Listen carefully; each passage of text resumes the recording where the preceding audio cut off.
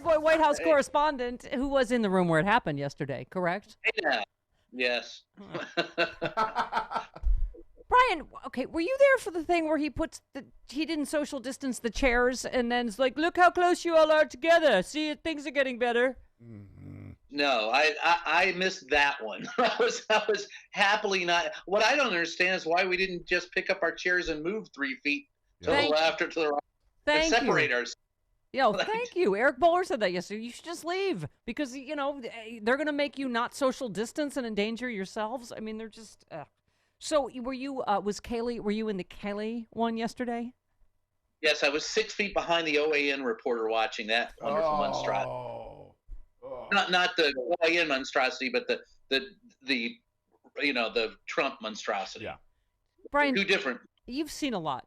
Did you think this morning the president of the United States of America would tweet a conspiracy theory that the 75 it's from that network OANN that the 75-year-old man that was shoved was Antifa, that he was carrying a police scanner and he had special effects squibs in his ears to make it look like he was bleeding from his ears when he really wasn't? The president, Brian, of the United States. All I can tell you is that I've covered politics since 1984, and I'm sorry, but there is no. He makes it sound like Antifa is this huge organization that's out there, and Mara Eliason from NPR had the greatest tweet about Antifa. She said, "This is the greatest Antifa rally in history," and it was the Normandy landings. Mm-hmm. Yes, I've been saying that. That's the original Antifa. Yes, that is. And Trump is. What's frightening is that he's scared. He's desperate. He's lonely. He's in his bunker. He is completely batshit nuts. No, okay, all right. You can't say that, but okay. Okay, we had to dump that, but we understand your point. Yes, this is. You can bleep me out on that one. Yeah, he's guano nuts. Brian's a little spicy this morning. No, I'll jump to that, Brian, because I loved what you wrote about that in explaining where we are and how dangerous it is. Because you've been following him so long. You wrote, fear is his main motivator. He's scared of losing control. He's scared of losing November election. He's scared of the people who profess their love and scared of those who declare their opposition. He's scared of being indicted if he loses in the fall. He's scared of Russia. He's scared of China. He's scared of coronavirus. He's scared of everyday people. Perhaps his biggest fear being discovered as the gigantic fraud he truly is. Brilliant. And you also said, as I stood in the Farragut Square on Monday night, a couple of blocks north of Lafayette Square, surveying the busted-out storefronts, statues defaced with graffiti, military helicopters in the air, and Humvees patrolling the streets, I was suddenly reminded of Kuwait City at the end of the Gulf War, as I had witnessed looting, rioting, and worse. I got goose flesh thinking about seeing the same thing in our nation's capital, thinking about how far we've fallen under Trump. You couldn't say it better, Brian. You cannot... Even with everything we know, to turn on the television and just go, good God, he has brought this country to its knees. Or lower. Honestly, that was the most sobering moment in the last 4 years of covering this president, was standing in Farragut Square. And I get goose flesh right now even thinking about it, because I remember, I've been to several conflict zones, and this reminded me of some of the worst. And I just remember standing in Kuwait City, and you could smell the gas like I did that day. You could see the smoke. You could see the broken out windows and the boarded up streets. And it just took it in a instant. I was back where I was, 30 years ago. And that was frightening to me, that we have fallen so far so quickly. And Brian is an amazing journalist. Just the lying about things. You just said you smelled the tear gas. You have the Attorney General saying there's no tear gas. You have journalists that had the canisters, that had them tested. Just the constant lying, right? That, I didn't go to the bunker. I just went to inspect it. Bill Barr yesterday going, oh yeah, it was so bad they hustled the president to the bunker. They lie about everything all the time. Everything they say is a lie. I don't believe, if, like I said, I told someone the other day, if Trump told me the sun rises in the east, I'd look out the window to make sure, because there's just nothing about him that he is so divorced from reality. He tries to create his own reality. And in doing so, he has to divorce himself from all the shared facts that everyone else in the world have. That's the only way he can sell it. And it's frightening that people still buy it, but even more frightening to the lengths he'll go to sell it. He doesn't care what you believe. He just cares what he can sell.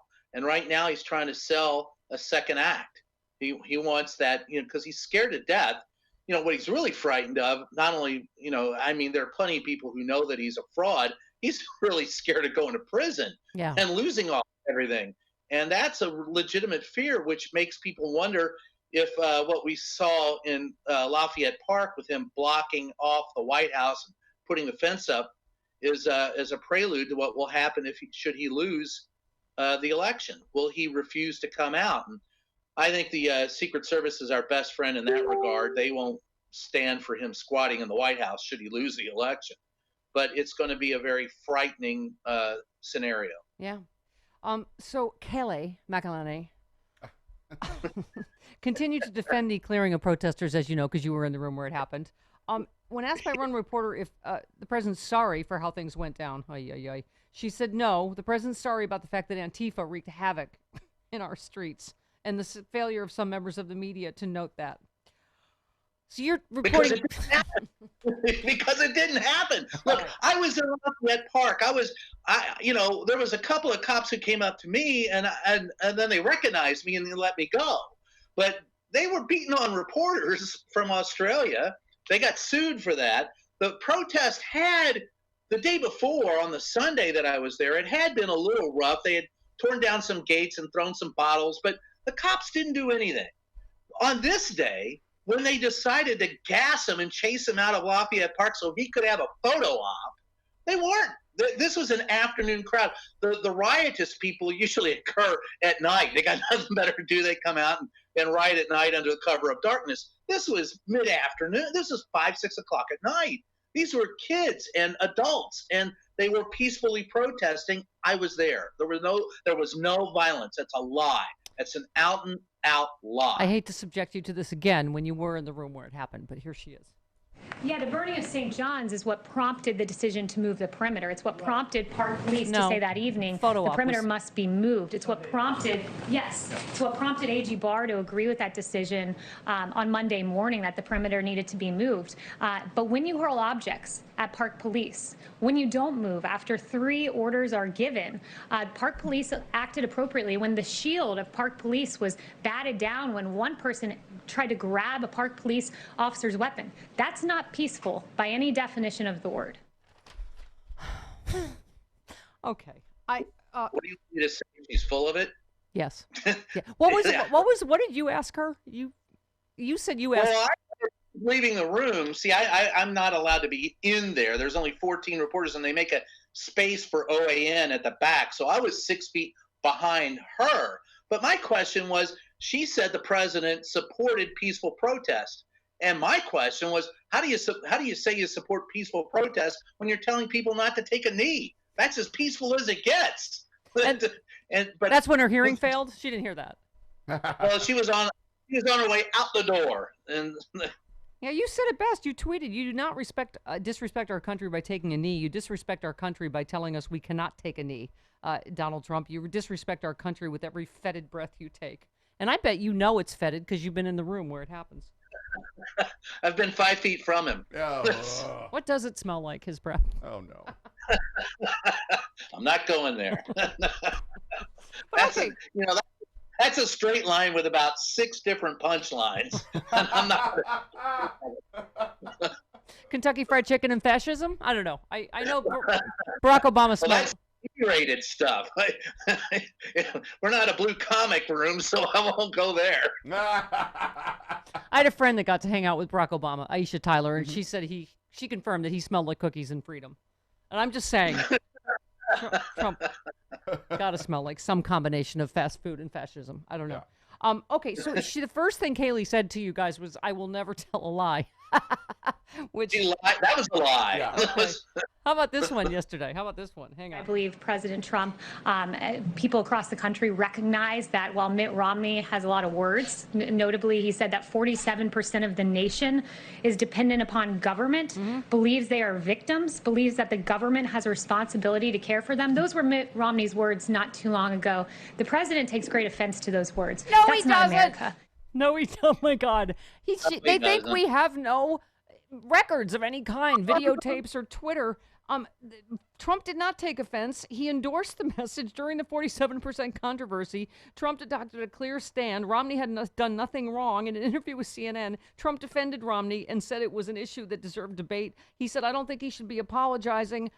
It's a point of view. He also criticized the media for making a big deal out of it. He tweeted telling Romney to stay on the offense and not apologize. So she can get that out of her mouth. Oh, the president was very offended by that 47%. Well, there's a reason why the networks don't take these news briefings live anymore, and that's because the simple fact of the matter is there's no news being disseminated. It's all rhetoric, and you know, Goebbels is going to do Goebbels.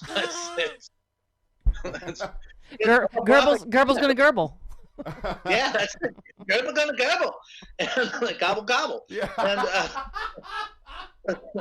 the frightening part of it is that there are still people who take it seriously. Trump doesn't care if what he says 1 minute contradicts what he said just a minute ago, nor does he care if he supported Romney 1 minute and then he's going to go after the next Romney. He doesn't care.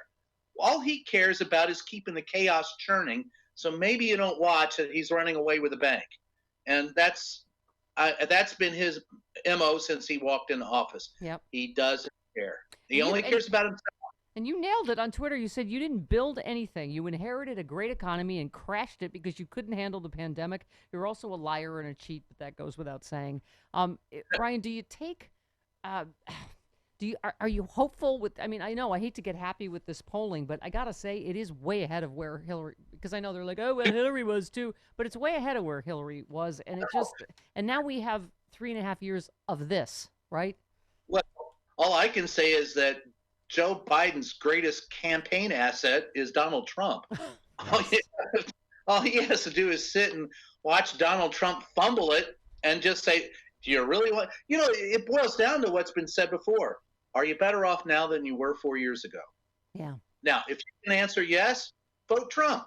Yeah. If you can answer, as most of us will answer, no, then maybe you shouldn't vote Trump. It's real simple, and he's making the case for Joe Biden every day when he opens his mouth or tweets. Yeah. Now, to be honest, he hasn't really opened his mouth in the last week. He's been running scared. The last time he said anything was at that photo op. There was the press briefing in the Rose Garden where he didn't say anything and got upset with Yamiche Alcindor, a couple of days ago. But he still hasn't taken any questions or said anything in about a week. And so it's going to be interesting to see if and when and where he next does. I know he desperately wants to have a rally. That he just wants to burst out and go free, and then he's out there and loving it. But they haven't gotten an okay yet because of the pandemic to do so. But I fear that when he goes out for his next campaign rally, that's going to be a doozy. He's going to unleash. Yeah. Well, I'm looking forward to his speech on race relations or whatever. Either that or pouring hot coffee in my. I don't know. If he gives a speech on race, I might be busy. Okay, Brian, thanks for dropping an S-bomb on the show. Yeah. And we love you. You filthy, down and fake news. All right, we love you, Brian. Thanks, Brian. See you next time. It's always a pleasure. Me too. I'll try to less S-bombs. I'm telling you, tough room. Right. Thanks for coming to the loading dock. Okay. Brian Karem, award-winning journalist.